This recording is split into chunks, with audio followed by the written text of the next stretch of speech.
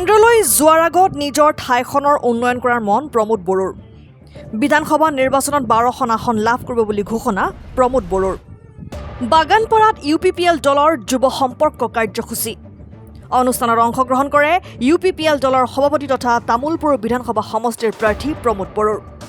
নিৰ্বাচনী প্ৰচাৰৰ মাজতে যুৱকসকলক আকৰ্ষিত কৰাৰ লক্ষ্যৰে UPPLৰ ব্যতিক্ৰমী অনুষ্ঠান। অনুষ্ঠানত অংশগ্ৰহণ কৰে তামুলপুৰ সমষ্টিৰ প্ৰায় 500ৰো অধিক যুৱ ভোটাৰে। বিশ্বজিৎ দৈমাৰীকো কৌশলগতভাৱে সমালোচনা কৰে প্ৰমোদ বড়োৱে। তামুলপুৰৰ ৰাইজৰ ওচৰত পূৰ্বতে কিয় অহা নাছিল বিশ্বজিৎ দৈমাৰী? সমাজত বহুত শ্ৰেণীৰ লোক থাকে, কোনো এটা শ্ৰেণীক বাদ দিব নালাগে। মই ধৰ্মগুৰুসকলৰ লগতো অলপ যোৱা কেইদিন আগত মিটিং কৰিছোঁ। চব ধৰ্মৰে, আমাৰ ইছলাম ধৰ্ম, আমাৰ ব্ৰহ্ম ধৰ্ম, বাথৌ ধৰ্ম, আমাৰ সনাতনী ধৰ্মৰ বিভিন্ন ধৰ্মগুৰুসকলৰ লগতো বহিছোঁ, কৃষকসকলৰ লগতো বহিছোঁ, বান কমিটিৰ লগতো বহিছোঁ। আৰু আজি ইয়াতে আমাৰ যিটো ইউথ এণ্ড ষ্টুডেণ্টছ, যিসকলে আজি ডিগ্ৰী পাছ কৰিলে, MA পাছ কৰিলে, যিসকলে এনে আছে, সেইসকলৰ লগত আজি ভাত বিনিময় ইয়াতে প্ৰগ্ৰাম লৈছিলে। আৰু তেখেতসকলে আমাৰ ভৱিষ্যত, নিজৰ নিজৰ জনগোষ্ঠীৰ ভৱিষ্যতটো হ'ল আমাৰ যুৱ যুৱতীসকল, আৰু দেশৰ ভৱিষ্যতো আমাৰ বৰ্তমানৰ যুৱক যুৱতীসকল। গতিকে ইহঁতৰ লগত সদায় থাকিব লাগিব, ইহঁতক এটা গাইড কৰিব লাগিব, ডাইৰেকশ্যন দিব লাগিব। ইহঁতৰ কিবা সমস্যা আছে যিটো শুনিব লাগিব, কাৰণ অনাগত দিনত বা আহি থকা দিনত দেশখন আজিৰ যুৱ যুৱতীসকলে চলাব। এইটো সাংস্কৃতিক দিশতে হওক, শিক্ষাৰ দিশতে হওক, কৃষিৰ দিশতে হওক বা স্পৰ্টছৰ দিশতে হওক, বিভিন্ন দিশত বা আমাৰ জাতি জনগোষ্ঠীৰ মাজত সমন্বয় কৰাৰ ক্ষেত্ৰতো আজিৰ যুৱ যুৱতীসকলে ডাঙৰ ৰোল প্লে কৰে। সেইকাৰণে আজিৰ নৱপ্ৰজন্মই জাতি ভেদাভেদ, ধৰ্ম ভেদাভেদ এইবিলাক ভাল নাপায়, ইহঁতে একেলগে থাকি ভাল পায়। সেইকাৰণে তেখেতসকলে ইয়াত প্ৰগ্ৰাম পাতিছে, মই অংশগ্ৰহণ কৰিছোঁ। আৰু ইয়াত যিখিনি যুৱ যুৱতীসকল ষ্টুডেণ্ট এণ্ড ইউথ এটেণ্ড হৈছে, মই চবকো শুভেচ্ছা দিছোঁ। ৰঙালী বিহুৰ শুভেচ্ছা দিয়াৰ লগতে ৰংজালী বৈশাগুৰ শুভেচ্ছা দিয়াৰ লগতে ইহঁতৰ আহি থকা জীৱনৰ সফল হওক, ইয়াৰ কাৰণে শুভেচ্ছা জনাইছোঁ। ভাৰতৰ পাৰ্লিয়ামেণ্টত গৈ পেলাই ডাঙৰ ডাঙৰ পলিচিৰ কথা কোৱাৰ আগতে নিজৰ ঘৰখন, নিজৰ ভেটিখন, নিজৰ অঞ্চলখন ভালকৈ গঢ়িব লাগিব। স্বাধীনতাৰ ৭৮ বছৰত আধা বছৰ আমাৰ সংগ্ৰামত গ'ল। অসম আন্দোলন, বড়ো আন্দোলন, বিভিন্ন আন্দোলন, এইবিলাকতে আমাৰ আধা সময় গ'ল। এতিয়া বাকী ৰাজ্যবিলাক, বাকী দেশবিলাক আমাক এৰি বহুত আগত গুচি গ'ল। গতিকে আমাৰ অঞ্চলটো উন্নয়ন কৰিব লাগিব। যোৱা 5টা বছৰ কাউন্সিলত থাকি বহুতখিনি কাম কৰিলোঁ, আৰু এতিয়া আমাৰ দলে বিচাৰিছে, তামোলপুৰীয়া ৰাইজে বিচাৰিছে, মই ইয়াত বিধায়ক হৈ জিকি যাব লাগে আৰু চৰকাৰত অংশীদাৰ হৈ পেলাই বা চৰকাৰত থাকি পেলাই বা চৰকাৰত এটা ডাঙৰ এটা ৰোল লৈ পেলাই আমাৰ যিখিনি আইন কানুন সংশোধনৰ দৰকাৰ আছে, অসমত ক্ষুদ্ৰ ক্ষুদ্ৰ জনগোষ্ঠীবিলাকৰ সমস্যাবিলাক সমাধান হোৱা নাই, এইবিলাক দায়িত্ব ল'ব লাগে।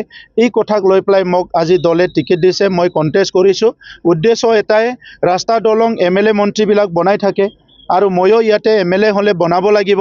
কিন্তু ইয়াৰ লগতে অসমৰ 146টা জনগোষ্ঠীৰ ভিতৰত যিসকল জনগোষ্ঠীয়ে নিজৰ পৰিচয় অস্তিত্ব ৰক্ষণাবেক্ষণ কৰিব পৰা নাই, আজিলৈকে যুঁজ দি আছে, সেই জনগোষ্ঠীবোৰৰ হৈ মই মাত মাতিবলৈ গৈ আছোঁ অসম বিধানসভাত। আৰু এখেতসকলৰ কাৰণে ন্যায় যুঁজৰ কাৰণে মই অসম বিধানসভাত গৈ আছোঁ। অসম আহি থকা সময়ত আমাৰ ডেলিমিটেশ্যন আকৌ হৈ আছে, ৰিডিলিমিটেশ্যন। 2029ত ওৱান নেশ্যন ওৱান ভোট হ'বলৈ গৈ আছে, তাৰে আগতে এটা ডেলিমিটেশ্যন হ'ব। তাত আমাৰ সমষ্টিবিলাক আকৌ পুনৰ নিৰ্ধাৰণ হ'ব, ইয়াৰ বাউণ্ডেৰীবিলাক আকৌ চেঞ্জ হ'ব। গতিকে আজিৰ বাগানপাৰা কালি কি হয়, আজিৰ তামোলপুৰত কেনেকৈ হয়, কোকৰাঝাৰ কেনেকৈ হয়, অসমৰ কোনটো সমষ্টি কেনেকৈ হয়, সেইটো এতিয়াই ক'ব নোৱাৰোঁ। কিন্তু বাগানপাৰাত যেতিয়া মই ইয়াতে ইলেকশ্যন খেলিছোঁ, ইলেকশ্যন খেলাৰ আগতো বাগানপাৰাত আমাৰ স্পীকাৰ ডাঙৰীয়া ইয়াৰ পৰা ইলেকশ্যন খেলি বহুতখিনি কাম কৰিছে।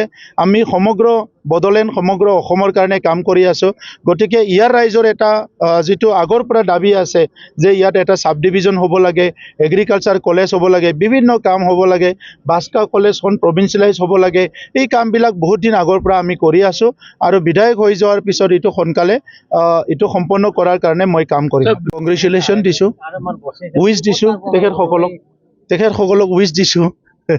ষ্টাৰ কেম্পেইনাৰবিলাকক উইচ দিছোঁ, ভাল ভাল কথা কওক, নিজৰ এজেণ্ডাবিলাক ৰাখক, হয় না?